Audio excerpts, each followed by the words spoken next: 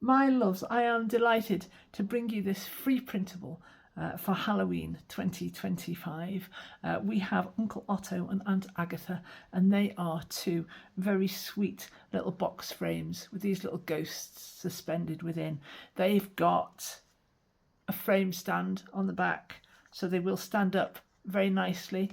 Obviously also good to attach to a wall. They'll go wherever you want them to go. There are two main ways to put these together. We've got Uncle Otto, that's got this interlocking frame that hasn't used any glue at all, which delights me, and this one we've made in a slightly different way and glued it together. Or the other way around, can't remember, doesn't matter. You'll have a look as we have a look at the tutorial video. I'm going to put the link for the free printable in the description. If you're coming at this from my Facebook group, you'll also get the free printable in the Facebook group as well, or on my newsletter. Let's go ahead and have a look and see how we make these lovely things. You get both on one sheet of paper. Lovely little minis for you to create and display and enjoy. Come, let's have a look how they're made. Here we go then. These are the pieces that you need for each little ghost frame that you're going to make. There's two on the page in this lovely little freebie kit. So let's go ahead, put these pieces to one side for a moment and make the actual frame. So you've got score lines to follow around this edge here, this actual size of the back of the frame, and then you've got either side of the front of the frame, which is this lovely kind of Celtic knotwork dark there, and then you've got one where the frame meets the white tab, and you want to do that on all four sides, keeping this as accurate as you like, because we're working on quite a small scale, and if you're scoring and your folding is off, then your box won't be perfectly square. So we'll just quickly whiz around all of these scores here.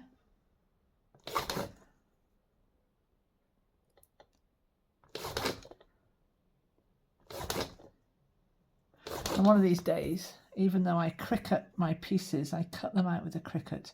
I don't score with a Cricut, and one of these days I'll get my head around that and I'll sort that out. But for now,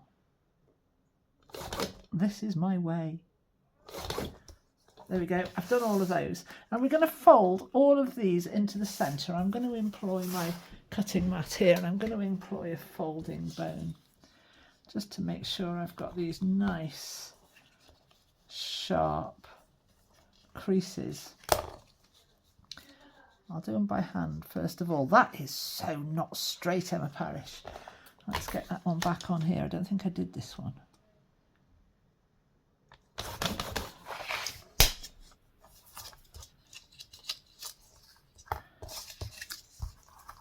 Just to make those creases nice and sharp. There we go, that will do. Right, now then, there's two ways you can go about this job. We need this piece here. Now my printer has got a little bit of banding on this black. This is actually a solid black for you guys. But my printer's decided it's playing silly buggers, so I've decided that I'm going to play silly buggers back. And I am going to ink over the top of that black line, that white line there, that bit of banding to disguise that. So we're good to go. Now there's two ways you can go about this job. You don't actually technically need this little triangle on the outside here. If you want to cut that off, you can cut that off. Have a look at what I'm going to do here and then you'll see. So I'm going to fold this piece, this white piece sits against the white and everything else folds round to make this. Let's show you on this side, it'll be a bit easier. I haven't done my first one again. I did this on the last one I made. Let's just make sure we've got all of these pieces creased and folded, so that when you're done, you have this box form in profile. Can you see that? You have that box there. So you can go about this one of two ways. You can either fold up your top and your bottom pieces like that, as they are. This piece here will then fold round and tuck inside. It's a little bit of a knack, but once you've got it and it's dead easy. You then don't need any glue, right? So fold this piece around. Let's see if I can do it with my fingers on in the way of the camera.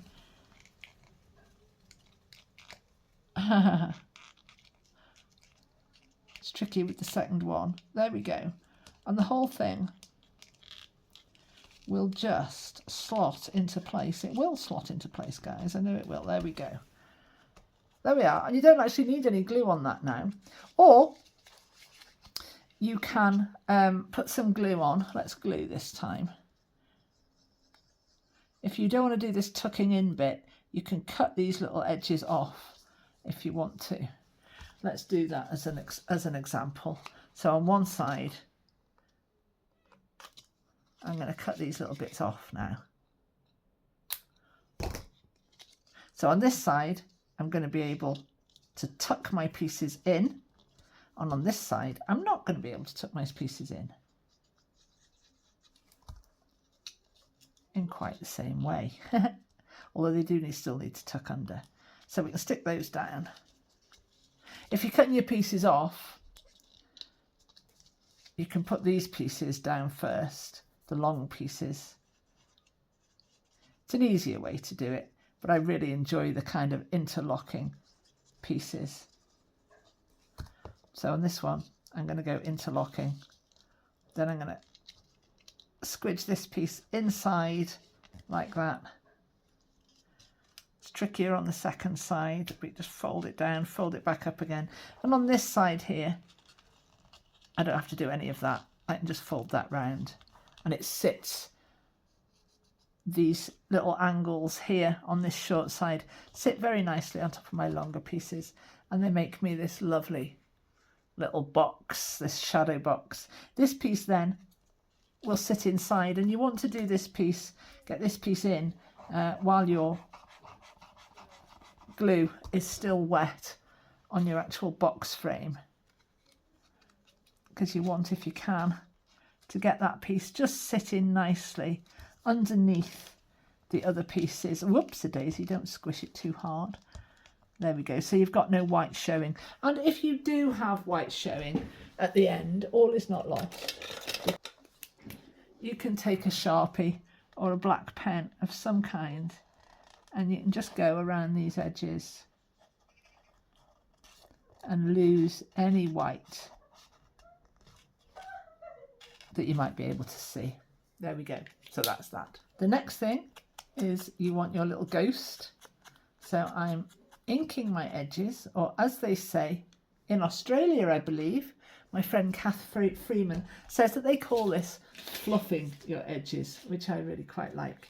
And we're going to need a scrap. This is my scrap from my cricket cut out of this project. And I want a narrow scrap, quite a bit narrower than my ghost. And I want it to be quite long.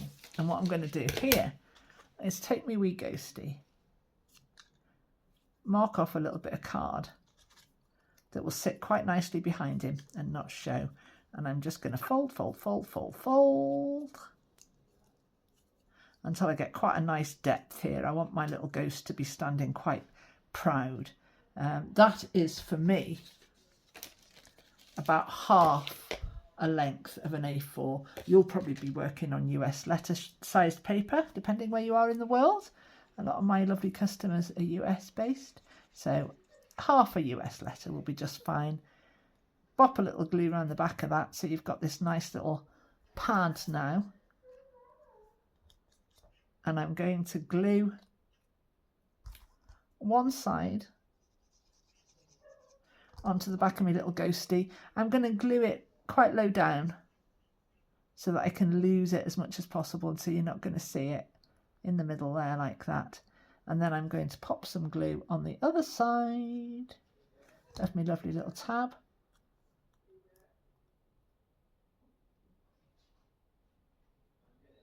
Turn that around, and I'm going to place it on the upper section of this black background to allow room for my lovely little name tag here. This is Aunt Agatha. There we are. So I'm going to place her like that. So she's raised up from the background to make this lovely little shadow box affair.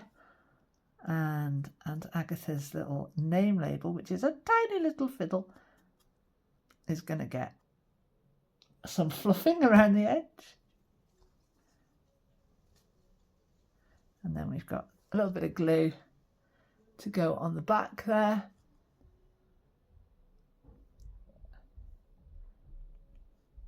Pop this in place. Employ yourself a pair of tweezers if you want to. This is a fiddly little bit. Line that up nicely. Sort your ghost out. And there she is. There is Aunt Agatha in place. And she matches our lovely Uncle Otto, who I made earlier. So there we go. You can glue these pieces together. I didn't glue Uncle Otto. Look, he's sitting together quite nicely. Oh, we have got one more little bit to do. Let me move this cutting mat out of the way. So we've got this pretty wood to work on. We've got a backing. Uncle Otto's has been done. So we've got a little, you see that there? We've got a little hinge frame stand. So Uncle Otto will stand quite nicely on a tabletop. That is unbelievably cute. Right, let's put this backing together. I'm going to fold this nearly in half. I'm allowing about a centimetre. What are we there? About 1/3 of an inch at the top there. Doesn't have to be an exact science. I'm going to lose these white edges. And I'm going to apply glue all over the longer section like this. That then glues up to the top there. We've got this little gap here with glue on. I'm going to turn Aunt Agatha over. Position the fold here. So we've got the white space at the top. Position the fold at the bottom of the frame in the centre and stick that down. There we go. If you want to, before you stick that down, in actual fact, you could make a little fold here. Don't be too rigid about it. No need. It's nicer if this little stand needs a little bit of effort to move it outwards. You don't want it so flexible that it just gives up and falls over when you open it out. So here we go. Stick it back on again.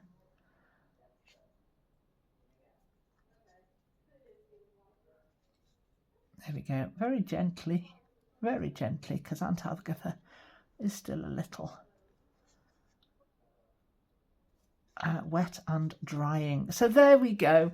They are our ghosts. They're absolutely blimmin' delightful. They stand up like that. They'll look great on a wall or on a shelf, or on your mantle, or in a windowsill, anything like that. They're protruding from the box there like a proper ghost. I'm absolutely delighted with them. They're so cute. I hope you love them, guys. I'm giving you this freebie ahead of Halloween because I know you lovely guys like to get ahead, and I'm sure these are going to be a great hit. Have fun, and I will see you next time.